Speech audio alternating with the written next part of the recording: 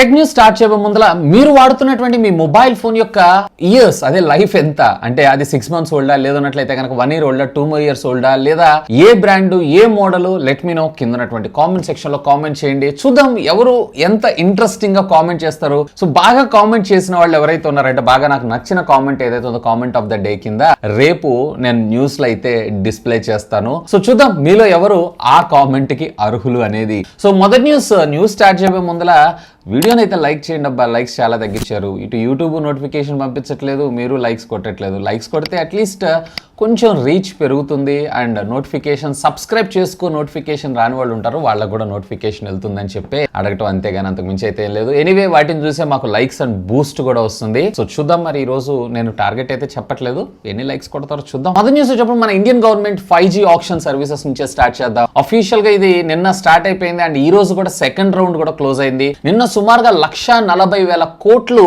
వసూలు చేస్తే మన ఇండియన్ గవర్నమెంట్ ఆప్షన్ రూపంలో ఈ రోజు మరొక 4,000 కోట్లు అది మన ఇండియన్ గవర్నమెంట్ అయినటువంటి సంస్థ BSNL సంస్థ పాటం జరిగింది. అంటే ఓవరాల్ గా మీరు చూసారంటే 1,49,000 కోట్ల టర్న్ ఓవర్ అయితే జరిగింది ఈ 5G ఆప్షన్ మీద. అంటే ఇప్పుడు వీళ్ళు పే చేయరు, జస్ట్ పాడతారంతే, తర్వాత సంవత్సరానికి లేదా 3 నెలలకు ఒకసారి అని చెప్పి ఇంత పే చేసుకుంటారు. అదే జరుగుతూ ఉంటుంది. ప్రీవియస్ 4G కావచ్చు, అంతకు ముందు ఉన్నటువంటి 3G కావచ్చు. దీనిలో అందరికంటే అధికంగా జియో సుమారుగా 82,500 కోట్లు వ్యాయామం అయితే 5G సర్వీసెస్ మీద వెచ్చించబోతుంది. ఇందులో ఎయిర్టెల్ వచ్చేటప్పటికి సుమారుగా 46,000 కోట్లు, అలాగే వడాఫోన్ వచ్చేటప్పటికి 19,000 కోట్లు, ఇక ఆఖరిగా BSNL 4,000 కోట్ల కాంట్రిబ్యూషన్ అయితే మన ముందు తీసుకొచ్చారు. సో బిడ్డర్స్ ఎక్కువ. ఇవి కాకుండా ఇంకా ప్రైవేట్ కంపెనీస్ ఏవైతే ఉన్నాయో లైక్ అదాని గ్రూప్ ఇలాంటి వాళ్ళు కొన్ని పాడుకొని మొత్తం ఓవరాల్ ఇది వచ్చేటప్పటికి 1,49,500 కోట్లు, ఆల్మోస్ట్ 1,50,000 కోట్ల టర్న్ ఓవర్ 5G సర్వీసెస్ మీద అయితే స్టార్ట్ చేసేసారు. 2027 కల్లా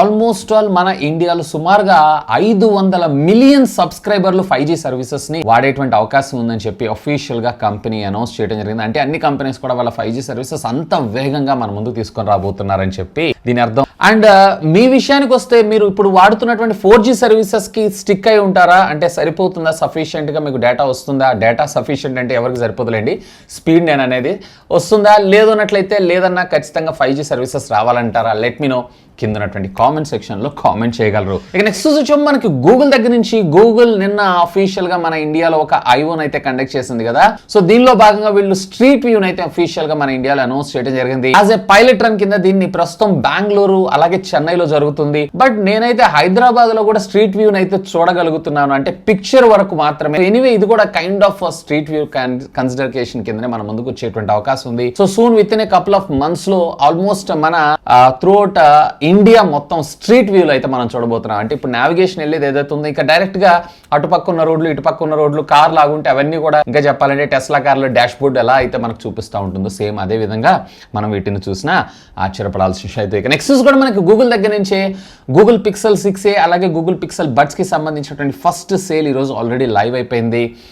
సుమారుగా అంటే ఫస్ట్ ఇనిషియల్గా ప్రీ బుకింగ్లోనే 4,000 రూపాయలు డిస్కౌంట్ ఇచ్చారు. ఇప్పుడు యాక్సిస్ బ్యాంక్ వాడారంటే 2,250 రూపాయలు డిస్కౌంట్ ప్రొవైడ్ చేస్తున్నారు. అండ్ సిటీ బ్యాంక్ అనుకుంటే దీన్ని వాడితే 1,000 రూపీస్ డిస్కౌంట్ అయితే ప్రొవైడ్ చేస్తున్నారు. ఒకవేళ మీకు గనక ఇంట్రెస్ట్ ఉంది పర్చేజ్ చేయాలనుకుంటున్నారు అన్నట్లయితే గనక simply do have a look on this. ఇక నెక్స్ట్ వచ్చేమో మనకి పేటిఎం దగ్గర నుంచి.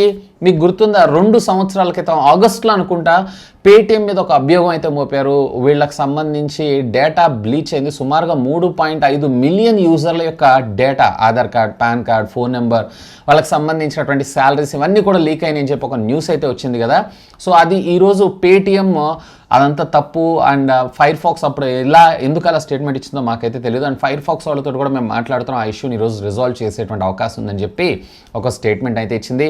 అప్పుడు పేటిఎం ఖండించింది అండ్ స్టిల్ ఇప్పటికి కూడా పేటిఎం అయితే ఖండిస్తున్నది. దీనిపైన ఇప్పటిదాకా as of now fire fox అయితే అప్పుడు బ్లీచ్ గురైంది, దీనికి సంబంధించినటువంటి కంటెంట్ అంతా కూడా డార్క్ వెబ్స్లో అవైలబుల్ ఉందని చెప్పారు. కానీ ఇప్పుడైతే మళ్ళీ ఏం మాట్లాడలేదు. చూద్దాం మరి ఇది నిజంగానే బ్లీచ్ అయిందా కాలేదా. అయినా ఒక్కసారి మన డేటా ఏదైతే ఉందో ఏదైనా ఒక వెబ్సైట్లో అప్లోడ్ చేసాము అన్నట్లయితే స్వాహ. ఈవెన్ మనం గూగుల్ అనొచ్చు, యాపిల్ అనొచ్చు, వీటన్నిటిలో కూడా సేఫ్టీ అనే కాదు ఎంత పెద్ద సర్వర్నైనా కానీ ఈజీగా హ్యాక్ చేసేటువంటి హ్యాకర్స్ ఇప్పుడు ప్రజెంట్ మార్కెట్లో అయితే ఉన్నారు. దీని గురించి మీ అభిప్రాయం ఏంటి? లెట్ మీ నో, ఖచ్చితంగా కామెంట్ చేయండి. ఇక నెక్స్ట్ న్యూస్ వచ్చేప్పుడు మనకి యాపిల్ దగ్గర నుంచి ఐఫోన్ 14 సిరీస్లో, ముఖ్యంగా చెప్పాలంటే ఐఫోన్ 14 ప్రో సిరీస్లో దానిలో ఉండేటువంటి కెమెరా లెన్స్ యొక్క క్వాలిటీ ఇష్యూస్ వల్ల వీటి ప్రొడక్షన్ ఏదైతే ఉందో మొత్తం కంప్లీట్గా ఆపేయటం జరిగిందంట. సుమారుగా 10 మిలియన్లు, అంటే మన ఇండియన్ నెంబర్లో చూసారు అన్నట్లయితే 1 కోటి యూనిట్స్ ఏవైతే వీటన్నిటిని ప్రొడక్షన్ కానివ్వకుండా ఆపేశారంట. బట్ దీనివల్ల లాంచ్ ఏదైతే ఉందో ఇది మాత్రం డిలే అయ్యేటువంటి అవకాశం లేదు. అండ్ మనం అనుకున్నటువంటి విధంగానే సెప్టెంబర్ 13 లేదా 14 తారీఖుల్లో అఫీషియల్గా దీన్ని లాంచ్ చేసేటువంటి అవకాశం అయితే ఉందంట. ఇప్పుడు ప్రస్తుతం దీన్ని అయితే వేరే వెండర్కి వీళ్ళు ఫార్వర్డ్ చేయడం జరిగింది, వాళ్ళు కూడా సప్లై చేస్తా అన్నారంట. సో చూద్దాం మరి ఏ రకమైన క్వాలిటీ ఇష్యూస్, అంటే దాని లోపల ఉండేటువంటి బయట గ్లాస్ ఉంటుంది చూసారా, అక్కడ కొన్ని క్రాక్స్ అయితే కనిపించినాయి అని చెప్పారు. Anyway, hope for the best. Next వచ్చేప్పుడు మనకి OnePlus నుంచి OnePlus 10T మొబైల్ ఫోన్కి సంబంధించినటువంటి హై ఎండ్ వేరియంట్ని అఫీషియల్గా ఈరోజు కంపెనీ రివీల్ చేయడం అయితే జరిగింది. దీంట్లో మనకి 16 GB ఆఫ్ ర్యామ్ అలాగే 256 GB ఆఫ్ స్టోరేజ్ మెమరీ మన ముందుకు తీసుకొని రాబోతున్నారంట. అసలు మొబైల్ ఫోన్లో 16 GB ర్యామ్ అవసరం అంటారా? లెట్ మీ నో, కామెంట్ చేయండి. అండ్ దీనికి సంబంధించి LPDDR5 టెక్నాలజీకి సంబంధించినటువంటి ర్యామ్ అలాగే 256 GBకి సంబంధించినటువంటి UFS 3.1 స్టోరేజ్తో మనకి ఇది రాబోతుందని చెప్పి వీళ్ళు ఇక్కడ కన్ఫర్మేషన్ ఇవ్వడం అయితే జరిగింది. Anyway, hope for the best. ఇక నెక్స్ట్ వచ్చేప్పుడు మనకి శాంసంగ్ దగ్గర నుంచి శాంసంగ్ Fold 4 అలాగే Flip 4 మొబైల్ ఫోన్స్ అయితే మనకి ఆగస్టు 3వ తారీఖు 10వ తారీఖు అఫీషియల్గా అయితే లాంచ్ కాబోతున్నాయి కదా. సో దీనికి సంబంధించినటువంటి మరొక రూమర్ ఈరోజు మనకు బయటకు రావడం జరిగింది. దీనికి సంబంధించినటువంటి డిస్ప్లే, ఇందులో కూడా మనకి 2K డిస్ప్లేనే యూజ్ చేయబోతున్నారంట. ఇవి మనకి ఓపెన్ చేయగా 7.6 ఇంచెస్కి సంబంధించినటువంటి AMOLED డిస్ప్లే, అలాగే ఎప్పుడైతే మీరు క్లోజ్ చేస్తారో 6.2 ఇంచెస్కి సంబంధించినటువంటి HD+ డిస్ప్లే. వేరే ఫ్రంట్ వచ్చేటప్పటికే వీళ్ళు మనకి 10 మెగాపిక్సెల్ కెమెరాతో పాటు వేరే రేర్ వచ్చేటప్పటికి 50 మెగాపిక్సెల్ ప్రైమరీ సెన్సార్ కింద మనం చూసేటువంటి అవకాశం ఉందంట. ఇక ఫ్లిప్ లో వచ్చేటప్పటికి మనకి 8Gen+1 ప్రాసెసర్ ని మనం చూసేటువంటి అవకాశం ఉంది. అండ్ 8+512 GB వేరియంట్ లో ఈ మొబైల్ ఫోన్ అయితే దొరకనుంది. దీన్ని బేస్ చేసుకొని చూసారంటే ఈసారి 1,50,000 పైనే మనకు వచ్చేటువంటి అవకాశం ఉందని అనుకుంటున్నాను. ప్రైస్ చూద్దాం మరి. ఇక ఫైనల్గా ఈ టెక్నికల్ అప్డేట్స్ మనకి రెడ్మీ దగ్గర నుంచి. రెడ్మీ ఈ రోజు అఫీషియల్గా వీళ్ళు ఆల్మోస్ట్ 1 year బ్యాక్ లాంచ్ చేసినటువంటి రెడ్మీ 10 సిరీస్ అన్నిటికీ అఫీషియల్గా రోల్అవుట్ చేయడం అయితే జరిగింది. ఒకవేళ మీలో కానీ మీ ఫ్రెండ్స్లో కానీ ఎవరైనా రెడ్మీ 10 సిరీస్ 10లో ఏ సిరీస్ అయినా కానీ అన్నిటికీ రోల్అవుట్ చేశారు వాడే వాళ్ళు ఉన్నారు అన్నట్లయితే simply do have a look on that, మీకు ఒక అప్డేట్ వచ్చి ఉండొచ్చు. ఇక ఫైనల్గా ఏదో ఒక న్యూస్ అయితే ఉంటుంది కదా, ఎందుకంటే కొత్త కంపెనీ క్రేజ్ అలాగే వీళ్ళు చేసిన హడావుడి అంతా ఇంత అయితే కాదు. దీంట్లో చాలా వరకు క్వాలిటీ ఇష్యూస్ ఉన్నాయని చెప్పి చాలా యూట్యూబర్స్ అలాగే వీళ్ళకి సంబంధించినటువంటి యూజర్స్ ఎవరైతే ఉన్నారో వాళ్ళందరూ కూడా క్లెయిమ్ చేయడం అయితే జరుగుతుంది. బట్ నా విషయానికి వస్తే మరి నాకు వచ్చినటువంటి డివైస్ అలా ఉందో ఏమో తెలియదు, కానీ నాకైతే ఎక్కడ ఎలాంటి ప్రాబ్లమ్స్ లేదు. ఫోన్ అయితే చాలా నీట్గా ఉంది.